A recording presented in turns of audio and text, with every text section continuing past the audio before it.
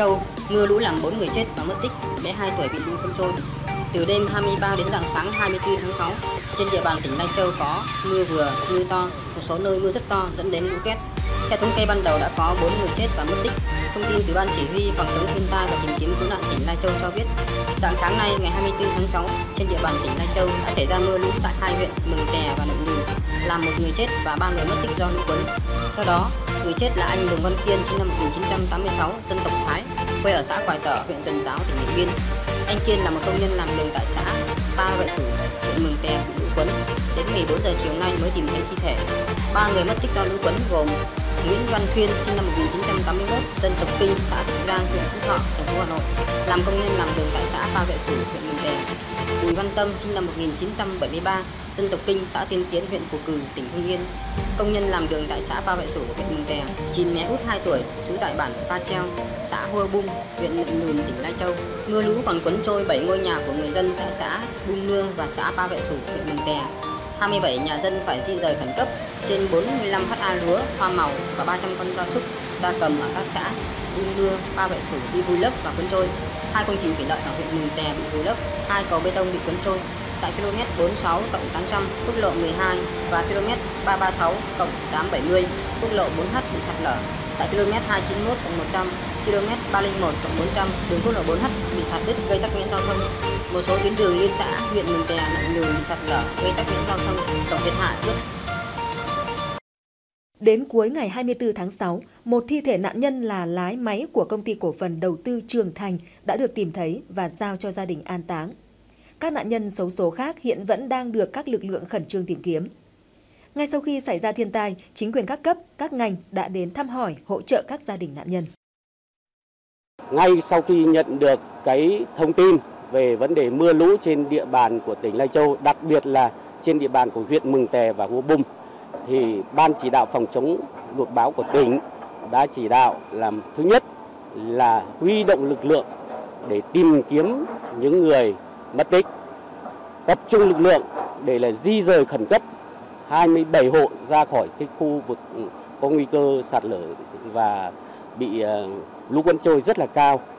Và song song việc đó, chúng tôi chỉ đạo Sở Giao thông có cái giải pháp để đảm bảo giao thông trong thời gian sớm nhất, để đảm bảo vấn đề lưu thông đi lại và cho người dân trên địa bàn của huyện Mường Tè và huyện Nậm Nhùn và một số cái địa bàn khác.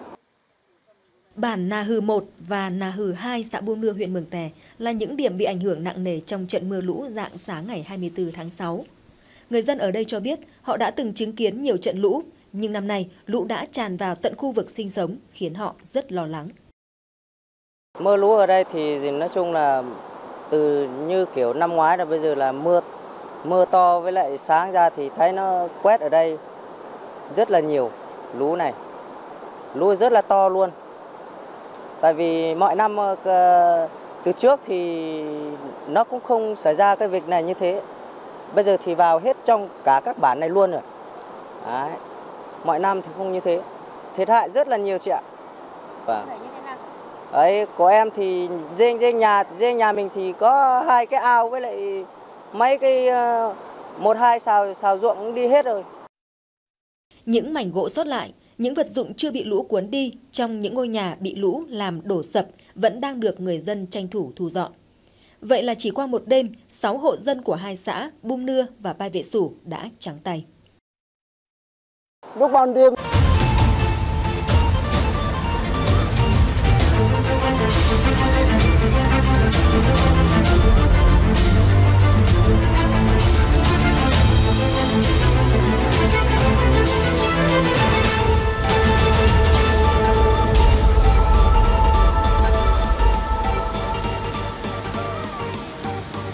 Lai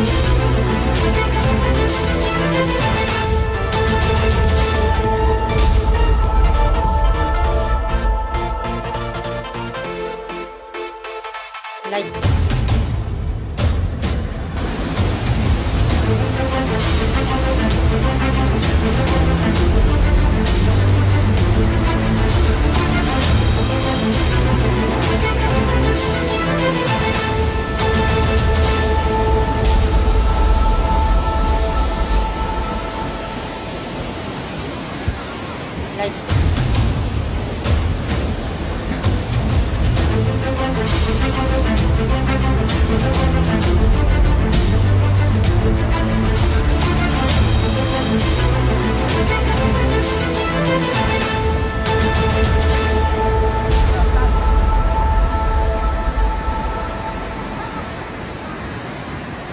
Like.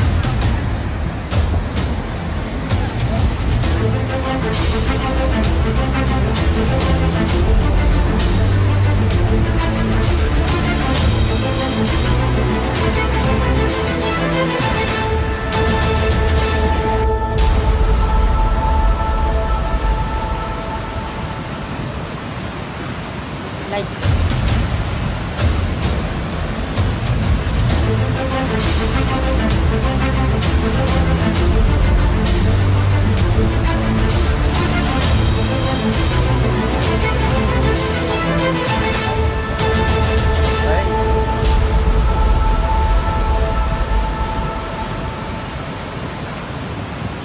Like.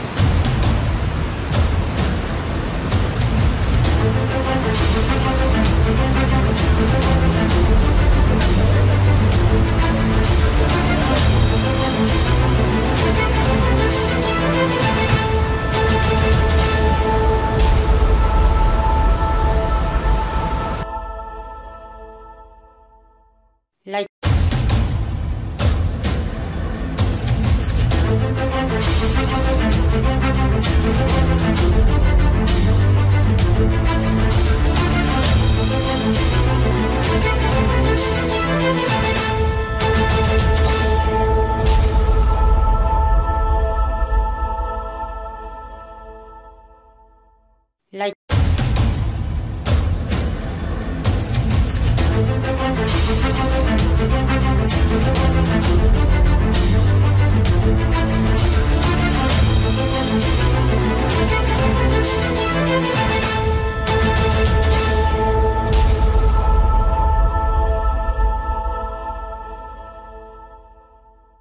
Like.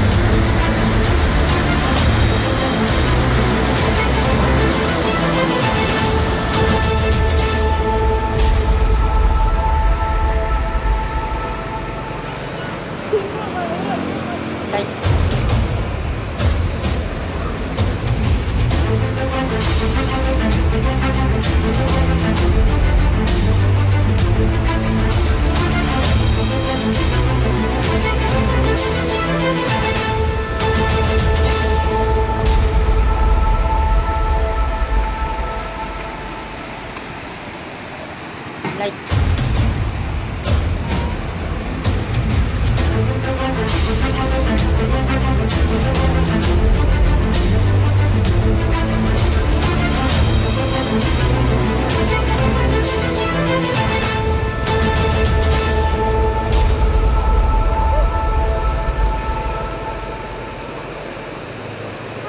Like.